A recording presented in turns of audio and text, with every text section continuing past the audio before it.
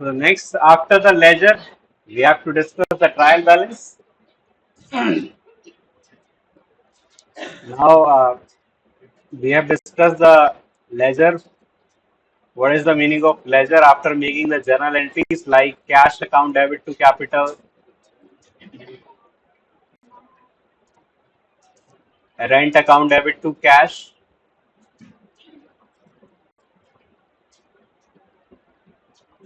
machine account debit to bank.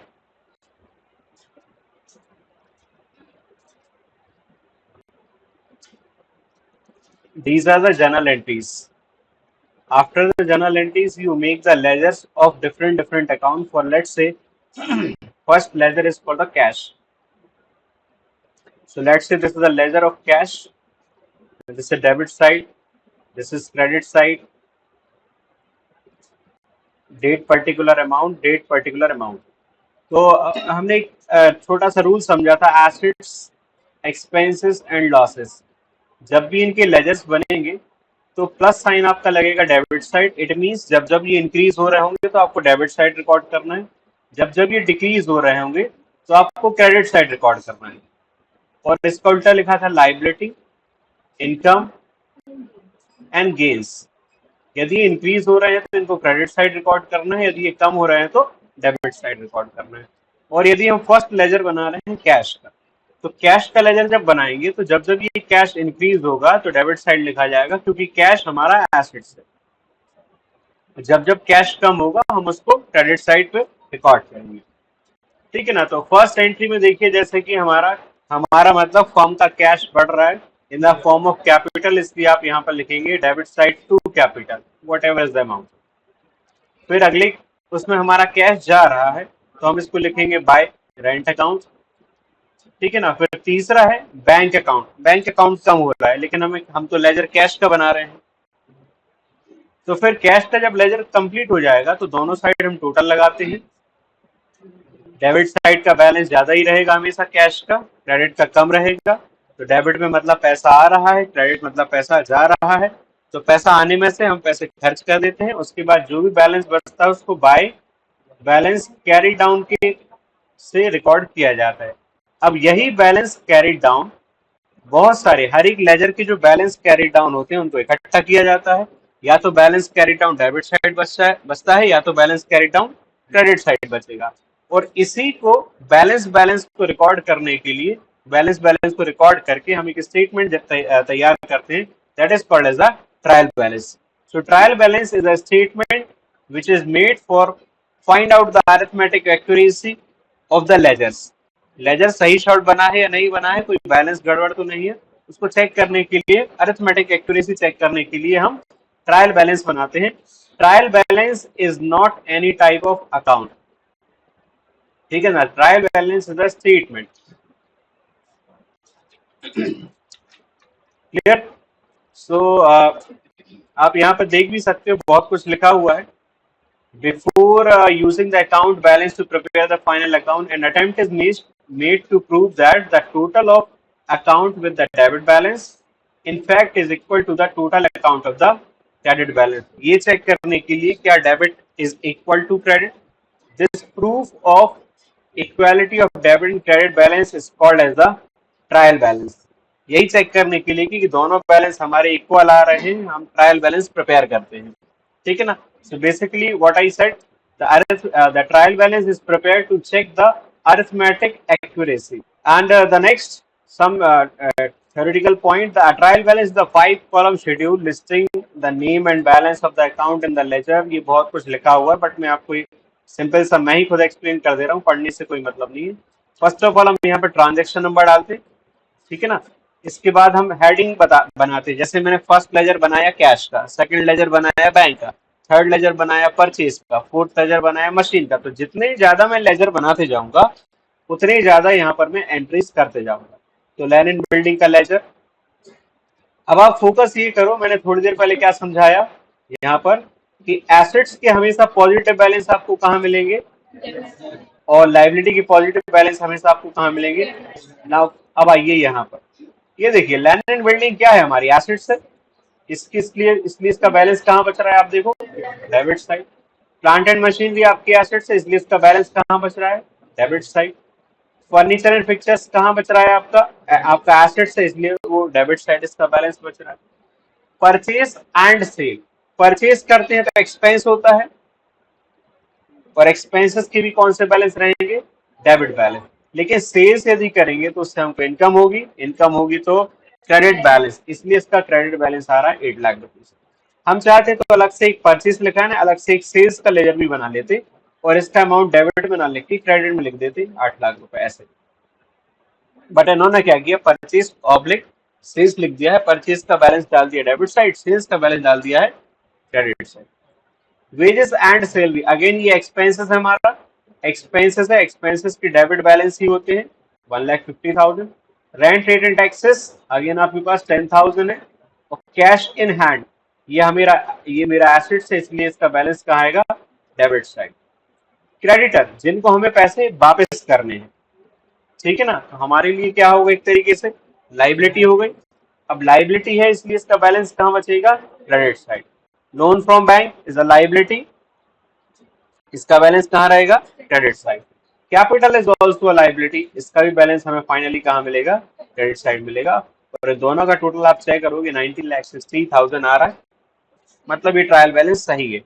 और यदि सही नहीं होता है तो दोनों साइड का हम बैलेंस कर देते हैं, नहीं होता तब भी कर देते हैं। ठीक है, कैसे करते हैं, सस्पेंस अकाउंट ओपन करना पड़ता है। मान लीजिए डेबिट साइड का बैलेंस है 19,060, है ना, और मान लीजिए क्रेडिटर, हम गलती से ये जो क्रेडिटर आपको दिख रहा है, मान लो यहाँ पर ये नहीं लिख पाए, ये वाला क्रेडिटर, तो आप क्रेडिट साइड का जब टोटल करोगे तो कितना आएगा, 19 लाख ओनली। और ये मान लो हम गलती से क्रेडिटर लिखना भूल गए, तो 60,000 कम पड़ जाएंगे आपकी क्रेडिट साइड।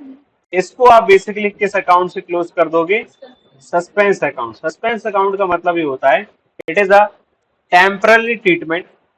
जब हमारे अकाउंट मैच नहीं करते हैं तो, और हमें जल्दी जल्दी में कोई एरर पता नहीं चल पा रही है एरर, हमें पता भी है कि एरर है, बट पता नहीं चल पा रही है कि कौन सा अकाउंट हम लिखना भूल गए। So for that particular period हमें तुरंत में एक ट्रीटमेंट करते हैं, that is called temporary treatment, suspense account से कर दिया जाता है। क्रेडिट साइड बच रहा हो तो क्रेडिट साइड, डेबिट साइड बच रहा हो तो डेबिट साइड, दोनों साइड कर सकते हैं जी। हाँ बिल्कुल चलता है भाई।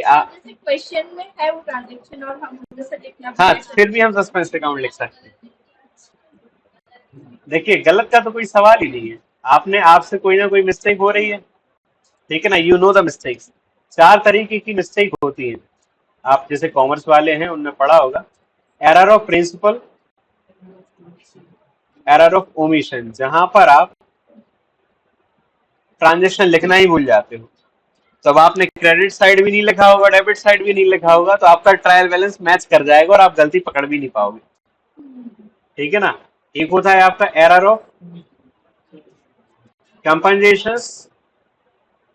एरर ऑफ कंपनसेशन का मतलब होता है सेम मिस्टेक आप डेबिट साइड कर देते हो, सेम मिस्टेक आप सेम अमाउंट से कर देते हो, अगेन आप मिस्टेक नहीं पकड़ पाओगे क्योंकि ट्रायल बैलेंस तो मैच कर ही जाएगा। एरर ऑफ प्रिंसिपल, जहां आप गलत रूल लगा देते हो, यहां पर आपकी मिस्टेक पकड़ी जाती है, ठीक है ना। और एक और होता है आपका error of omission, company principle, और एक और एरर होती है, मुझे राइट नाउ याद नहीं आ रही है, ठीक है। तो इस तरीके से कुछ एरर्स होती हैं जहां पर आप मिस्टेक पकड़ लोगे, और कुछ एरर्स होती हैं जहां पर आप मिस्टेक नहीं पकड़ पाते। जैसे कि ओमिशन है, ट्रांजेक्शन ही नहीं लिख पाए, आपने जब ये क्रेडिटर नहीं लिखा होगा, who is the creditor,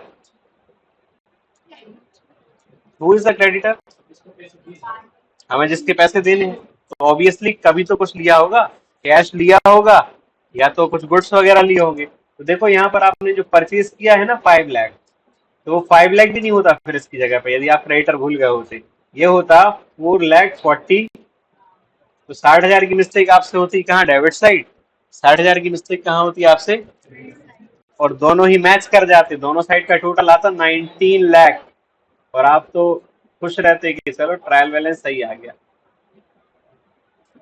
but 60,000 की मिस्टेक थी, अभी भी है, और यदि हम भूल गए हैं तो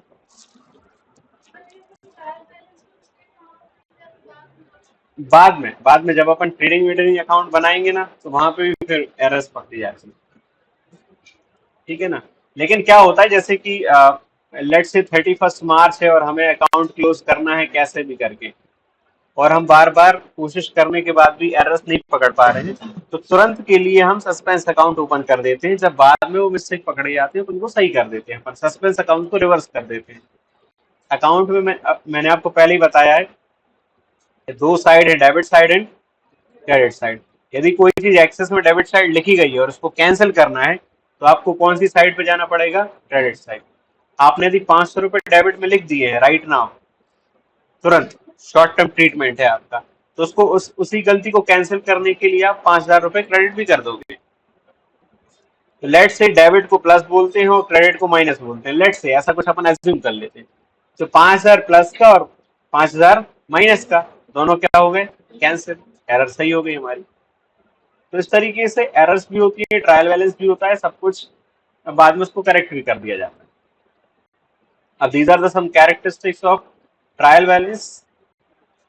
ये देखिए, it is a list of balance of all the ledger account and the cash book. मैंने अभी अभी आपको समझाया कि जितने भी लेजर्स होते हैं उन सब का बैलेंस यहाँ पर रिकॉर्ड किया जाता है, और स्पेशली कैश बुक भी लिखा जाता है। अब भाई सवाल आया, ये कैश बुक कहाँ से आ गई?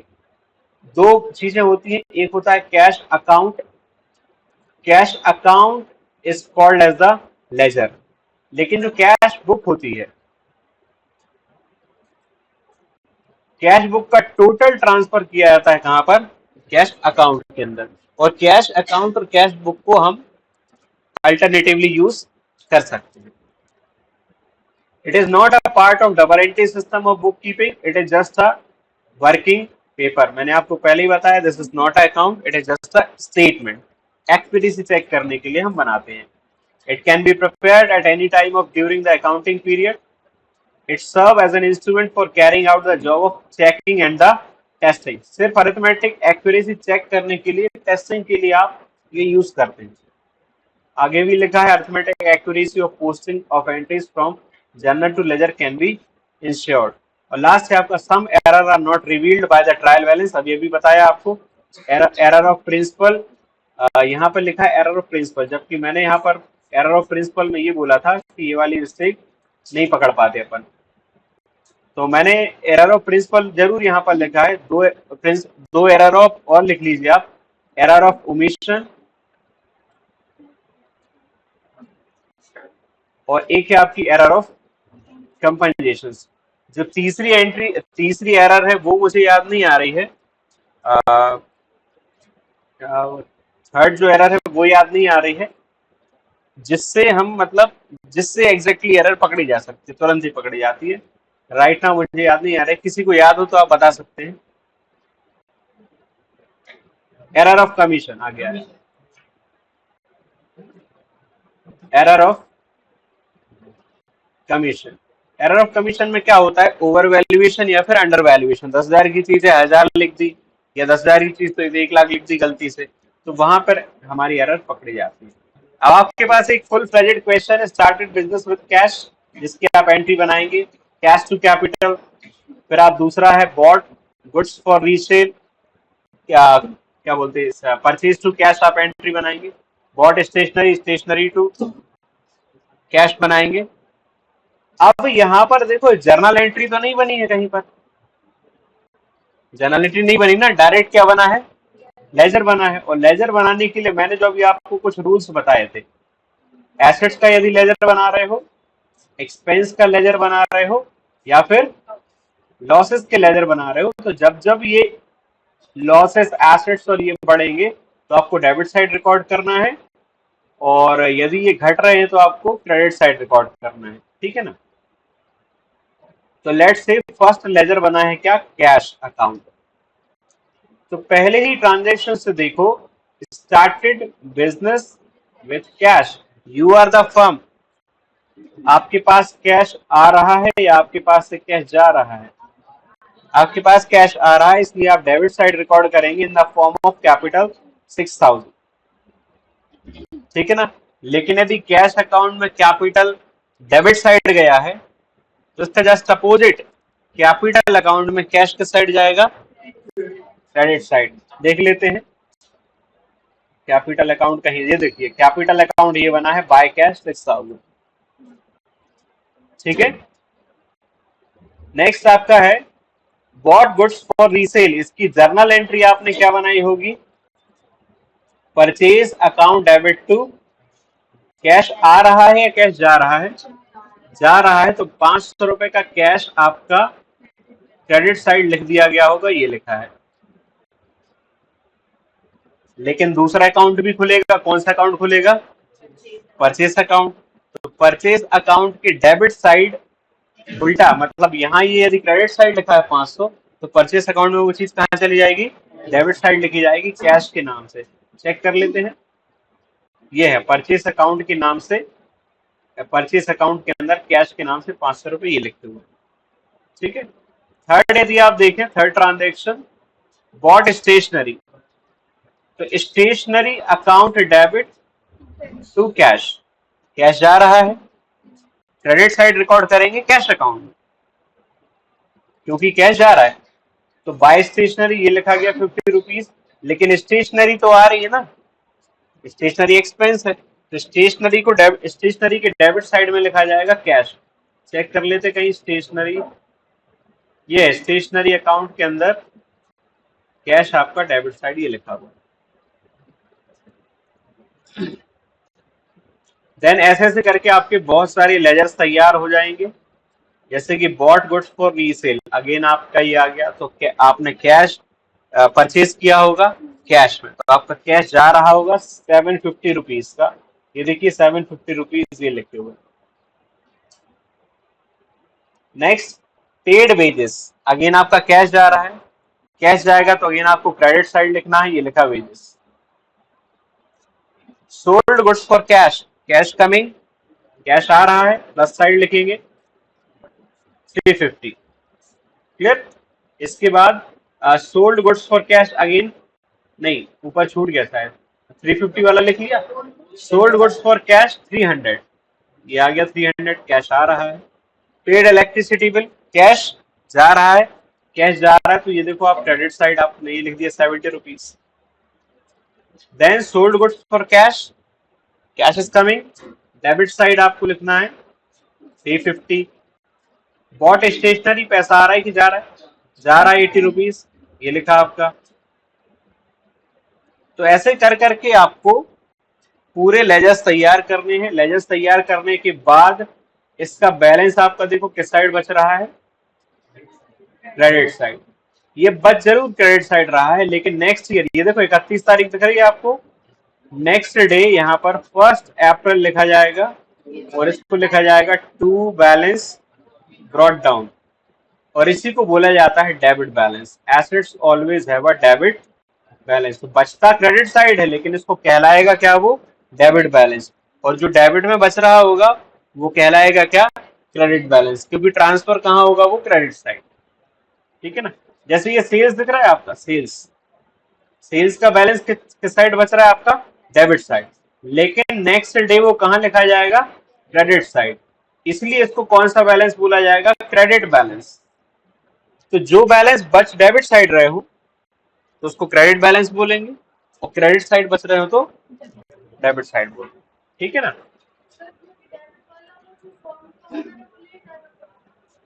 मतलब जैसे कि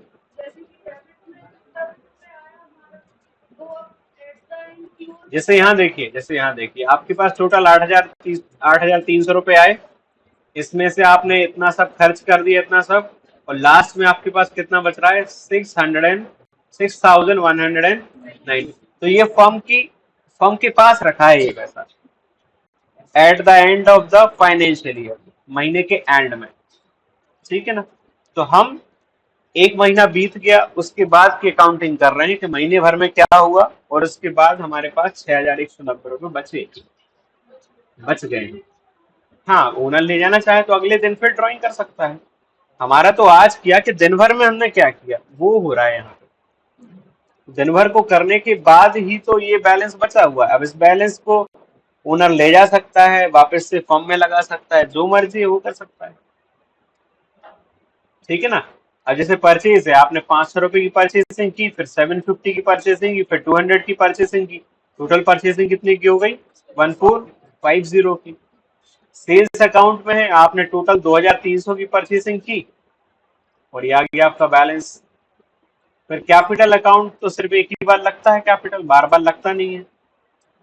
आगे आते हैं अपन। तो इस तरीके से जितने सारे लेजर आपको दिख रहे हैं ना, जितने सारे लेजर दिख रहे हैं, उनको बैलेंस अपन को रिकॉर्ड करना है। तो आप देखिए यहाँ पे कैश का बैलेंस किस साइड बच रहा है? किस साइड बच रहा है? क्रेडिट। लेकिन बैलेंस कौन सा कहलाएगा? तो ट्रायल बैलेंस में ये 6190 किस साइड जाएंगे? डेबिट साइड जाएंगे। चेक कर लेते हैं अपन। ये देखो आप, ट्रायल बैलेंस में कैश अकाउंट आपका किस साइड चला गया? Debit side. ये देख रहे हो आप यहाँ पे कैश अकाउंट, और ये किस साइड गया इसका बैलेंस? Debit side. ठीक है ना? फिर वापस से आते हैं परचेस अकाउंट। परचेस अकाउंट का बैलेंस आपको किस साइड दिख रहा है? Credit side. ट्रांसफर कहाँ हो जाएगा वो? Debit side. तो ये डेबिट में इसका बैलेंस आएगा, ये आ गया 1450। नेक्स्ट लेजर आपने किस चीज का बनाया था? सेल्स का। सेल्स का बैलेंस बच रहा है डेबिट साइड, लेकिन जाएगा वो, तो ट्रायल बैलेंस में इसको क्रेडिट साइड लिखा जाएगा। ये देखिए ये आ गया। तो ऐसे करके हम सारे लेजर्स बनाएंगे, सारे लेजर्स की बैलेंस है उनको रिकॉर्ड करेंगे। बस लास्ट में एक चीज बस रिकॉर्ड नहीं होती है, वो है ट्रायल बैलेंस के अंदर क्या? Closing stock. क्लोजिंग स्टॉक हमेशा जनरली आपको ट्रायल बैलेंस के बाहर ही मिलेगा, अंदर आपको नहीं मिलेगा। ट्रायल बैलेंस के अंदर जो भी चीजें मिलती हैं वो मिलती है एडजस्टेड। एडजस्टेड का मतलब सब कुछ प्लस माइनस करने के बाद, बैलेंस करने के बाद। जबकि क्लोजिंग स्टॉक की कोई कैलकुलेशंस नहीं होती, लास्ट का जो बैलेंस बचता है स्टॉक का, that is called as a closing. हाँ, वो एक अभी इनको नहीं आएगा ना समझ में, है ना? यदि सीओजीएस बोल दूंगा तो निकले क्या चीज है ये चीज, है ना? तो कॉस्ट ऑफ गुड्स सोल्ड होती है एक चीज जिसका फॉर्मूला होता है opening stock plus purchase plus direct expenses minus closing stock. अब वो नहीं आएगा ना समझ में, तो इसलिए अभी बड़ा सिंपल रखते हैं चीजों को, है ना? मुझे पता है कि कहाँ कहाँ ये लैप्स कर जाएंगे, इसलिए थोड़ा सिंपल रखें चीजों को, अपन को बेटर है। तो जनरली आपको क्लोजिंग स्टॉक आपको अंदर मिलेगा, सॉरी बाहर मिलेगा ट्रायल बैलेंस के। और यदि अंदर मिलेगा भी तो वो कुछ इस तरीके से मिलेगा, मैं बता देता हूँ। जैसे ये परचेज है ना, तो इसको कुछ इस तरीके से लिखा रहेगा जी, एडजस्टेड परचेज। और एडजस्टेड परचेज का सीधा सीधा वही फॉर्मूला जो अभी इन्होंने बताया, opening stock plus purchase plus direct expenses minus closing stock, ऐसा से करके रहता है। वो मैं बताऊंगा जब टाइम आएगा, तो वो भी बता देंगे। ठीक है, अब आपके पास एक पूरी बैलेंस शीट दी हुई है, और इसके बाद इन्होंने बोला है कि सारे लेजर्स बनाइए। तो ये लेजर बन गया हमारा, इतने सारे लेजर्स बनेंगे। अब एग्जाम में क्या देंगे क्या नहीं देंगे वो पता नहीं। अब वो देखो, वो तो आप पेपर देने के बाद पता चलेगा इजी था या टफ था। वो है, रहता सब इजी ही है, लेकिन पेपर एग्जाम हॉल से निकलने के बाद लगता है इजी। 1 घंटे तक नहीं लगता इजी। जब डिस्कशन करते हैं लोग, अच्छा इसका ये था, अच्छा ये था, अरे यार तो इतना इजी था, बने ही नहीं है, फिर लगता है कि हाँ। तो मैं तो आपसे ये कह रहा हूँ, जो बोल रहा हूँ बड़े ध्यान से सुनते चलो, उन्हीं में ऐसा ही कुछ ना कुछ आएगा। ठीक है, तो इतने सारे आप लेजर देख रहे हो, ये इतने सारे पूरा पेज भरा हुआ है, इन सब के बैलेंस आप यहाँ पर रिकॉर्ड करेंगे ट्रायल बैलेंस के अंदर। अब ट्रायल बैलेंस ना 2-3 मेथड से बनता है। एक आपका बैलेंस मेथड,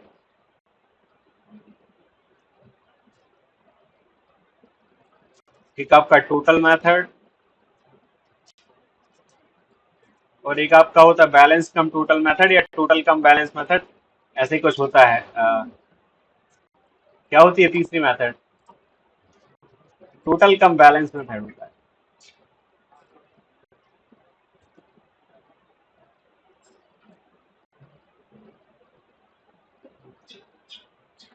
ठीक है ना? बट बेसिकली हमने अभी सिर्फ एक ही मेथड डिस्कस की है, दैट इज बैलेंस मेथड।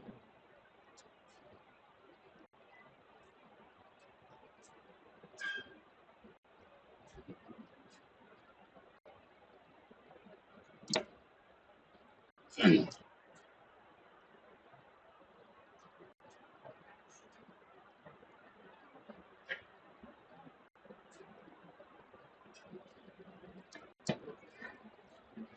देखिए कौन कौन सी एंट्रीज डिस्क्लोज हो जाती हैं ट्रायल बैलेंस से। ये आपके पास लंबी लिस्ट बनी हुई है। Omission to post an amount in the ledger, यदि आपने कोई लेजर में कोई अमाउंट ही पोस्ट नहीं की है, जैसे कि अभी मैंने 60,000 का एग्जांपल दिया था कि एक साइड आप पोस्ट करना भूल गए, तो वही लिखा था two side of a trial balance will not agree when transaction has been correctly recorded in the books of original entry but has not been posted in the ledger। तो मैंने 60,000 का एग्जांपल दिया था, यदि 60,000 आप एक साइड गायब कर देते हो, दोनों साइड ही सिर्फ एक साइड गायब कर देते हो, तो ऑब्वियसली आपका ट्रायल बैलेंस मैच नहीं करेगा। दूसरा है डेबिट और credit entries are not posted at all और पोस्टेड ट्वाइस। यदि आपने डबल या तो डेबिट साइड एंट्री नहीं की या क्रेडिट साइड एंट्री नहीं की, क्रेडिट साइड यदि एंट्री की तो डबल बार लिख दिया, डेबिट साइड एंट्री करी तो डबल बार लिख दिया, ठीक है ना, तो भी हमारा ट्रायल बैलेंस मैच नहीं करेगा। लेट्स से 60,000 एक बार लिखना था, आपने दो बार लिख दिया, ठीक है ना, तो भी वो गड़बड़ हो जाएगा। Debit are wrongly posted and credit and vice versa मतलब उल्टा। तो या तो आपने डेबिट साइड का गलत लिख दिया गलती से, या क्रेडिट साइड का गलत लिख दिया, ओवर वैल्यूएट कर दिया या फिर अंडर वैल्यूएट कर दिया। जैसे मैंने एग्जांपल दिया था 60,000 की जगह 60,000 सही था, लेकिन आपने गलती से 6 लाख लिख दिया, या फिर 6 लाख की जगह 6,000 ओनली लिख दिया, तो भी वो एरर पकड़ी जाएगी, है ना। इसके बाद अगला है आपका wrong totalling of the subsidy book. Subsidy book मतलब जैसे कि मैंने एग्जांपल दिया था आपको, purchase book, sales book and the cash book. अब परचेज बुक का टोटल होकर जाता है कहां पर, परचेज अकाउंट के अंदर। और मान लो परचेज बुक का ही आपने टोटल गलत लगा दिया, तो ऑब्वियसली फिर परचेज अकाउंट गलत होगा। परचेज अकाउंट गलत होगा तो परचेज डेबिट साइड आता है कि क्रेडिट साइड ट्रायल बैलेंस में, डेबिट साइड। डेबिट साइड का जो बैलेंस है आपका गड़बड़ हो जाएगा, ट्रायल बैलेंस आपको गलती बता देगा। इस तरीके से आपके और ये 6-7 आपकी एरर्स हैं, लगभग लगभग ये सभी या तो error of principle, error of omission या फिर एरर ऑफ कंपनसेशन एरर कहलाती हैं, जो दिख नहीं पाती हैं। लेकिन जो एरर ऑफ कमीशन है, एरर ऑफ कमीशन, वो ट्रायल बैलेंस में कहीं ना कहीं दिख जाती है, और ये सारे एग्जांपल एरर ऑफ कमीशन के। फिर आपके बाद error do not disclose bye the trial balance. अभी बताया कि एरर ऑफ ओमिशन आपकी नहीं पकड़ी जाती ट्रायल बैलेंस से। अब इसके बाद हमको ये देखिए सस्पेंस अकाउंट की कहानी जो अभी भी मैंने बताई आपको। सस्पेंस अकाउंट कब यूज किया जाता है, ठीक है ना। तो पहला तो यही लिखा है to balance a disagreed trial balance. यदि हमारा ट्रायल बैलेंस एग्री नहीं हो रहा है, दोनों साइड मैच नहीं कर रहा है, तो टेम्परली मैच कराने के लिए हम सस्पेंस अकाउंट यूज कर लेते हैं। देखिए एक एग्जांपल लिखा हुआ है, sometime an item cannot be posted to the corrected account for one reason or another. For instance, you may receive a remittance of 1,500 but you may not know who is sent। तो आपको cash मिला, तो आपने लिखा cash account debit, लेकिन उसका नाम याद नहीं आ रहा है आपको, या तो आप भूल गए, तो उसकी जगह पर आपने लिख लिया क्या, सस्पेंस अकाउंट, पता नहीं है। तो बाद में आपको याद आ गया किसने दिया था। तो सस्पेंस अकाउंट को राइट नाउ आप कहां पर लिखे हुए हो, क्रेडिट साइड। इस सस्पेंस को हटाने के लिए अब आपको क्या लिखना पड़ेगा, डेबिट साइड। तो सस्पेंस अकाउंट डेबिट, तो जिसका नाम याद आ गया आपको, लेट्स से एबीसी नाम याद आ गया, तो सस्पेंस कट जाएंगे। अब आपके पास क्या बचेगा, cash account debit to ABC. काटना नहीं है ना, काटना नहीं है कि ये कट कर दिया, लेकिन सिर्फ बताने के लिए कि एक क्रेडिट था एक डेबिट था, दोनों ही आपस में एडजस्ट हो गए, ठीक है ना। अब इसके बाद फाइनली अपन को फाइनल अकाउंट्स पर चलना है।